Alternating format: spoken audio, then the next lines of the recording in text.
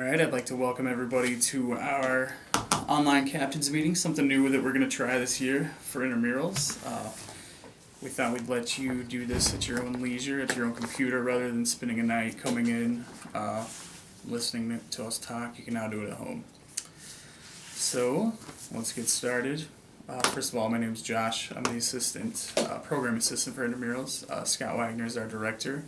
If you're new here, if you're not, then you probably know us by now. Excuse me. First of all, we're gonna play it at the same place as we did last year at the Metroplex, and also at the Heskett Center. At the Metroplex, we're gonna play Mondays through Thursdays, Monday, Tuesday, Wednesday, Thursday, starting at 6 through 10 o'clock.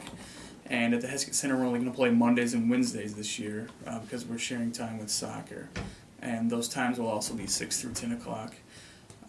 Our start date will be August 31st for the regular season, and it's going to go 3 weeks. And after the 3 weeks regular season, we'll have 1 week of tournament.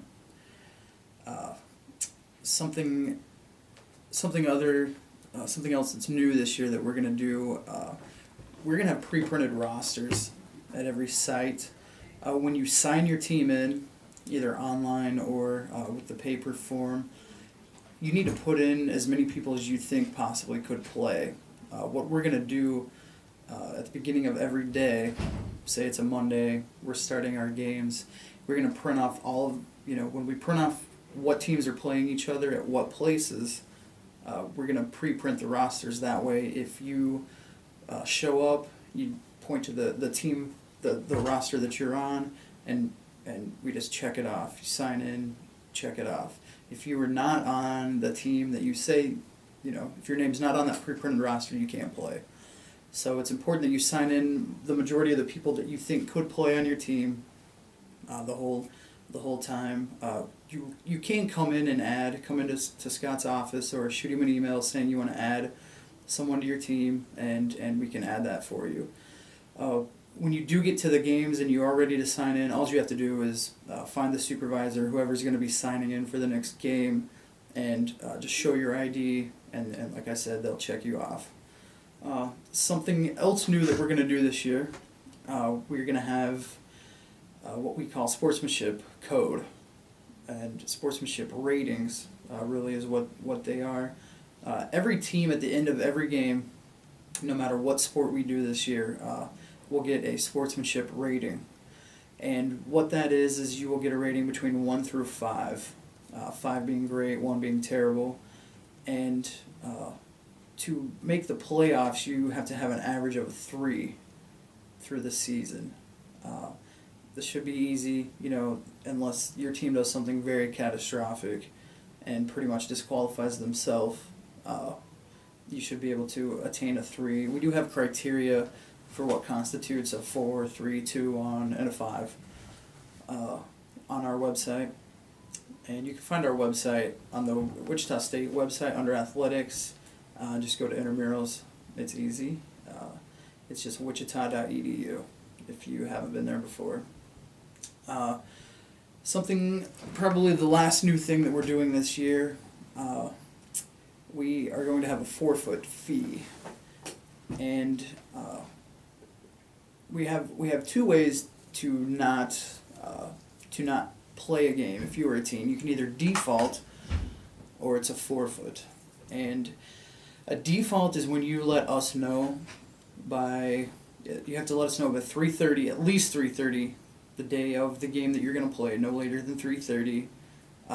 That is a default, either by hopefully calling. Email doesn't always work, but if that's the only way you can get a hold of us, let us know. If your team defaults, that's fine. That's fine. That gives us enough time to let the other team know, and you're good. If you don't call, it's a forfeit. And basically a forfeit is a no-show, a no-call before your game, or a call after 3:30. We felt like 3:30 was a reasonable time to be able to let the other team know that you were going to play.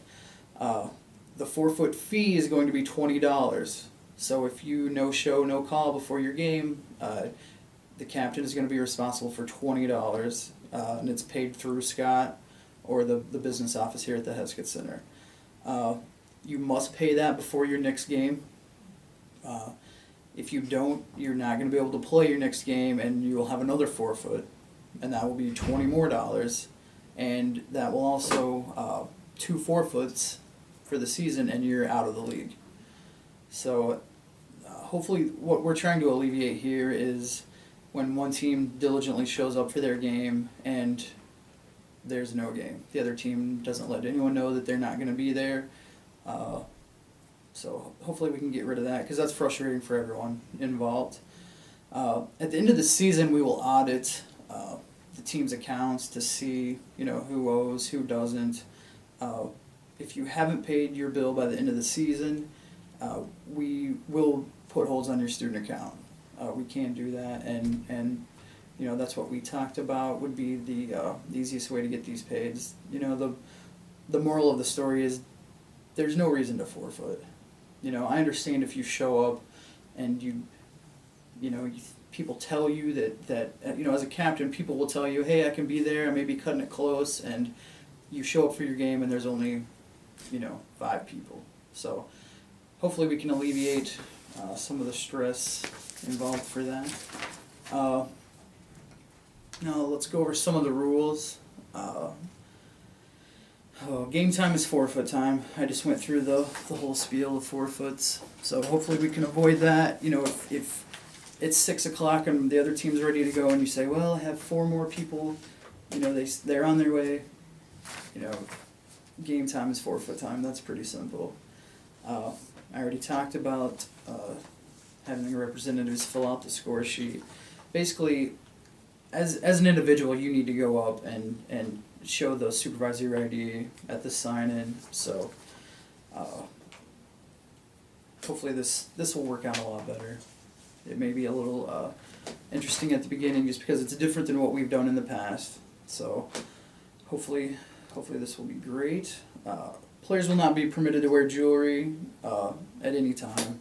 Earrings, watches, necklaces, anything like that.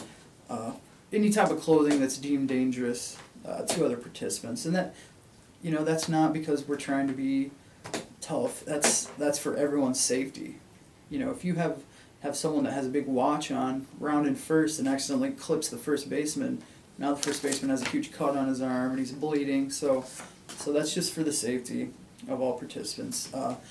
This also includes belts, boots, and jeans. Any kind of denim. I don't know why you'd want to play in boots, belts, and blue jeans anyway, but I've seen it before. The home plate umpire will be responsible for keeping score this year. Following each half inning, they should announce the score to everyone. That way, everyone knows. Basically they'll just, after the half inning's over, they'll say 3-2, bottom 3. 7-9, top 4. So that way, if there's a problem, if one team's like, well, I thought we had 3 points, that should take care of any discrepancies this time. So that's all for part 1. I'll go ahead with part 2 in just a second.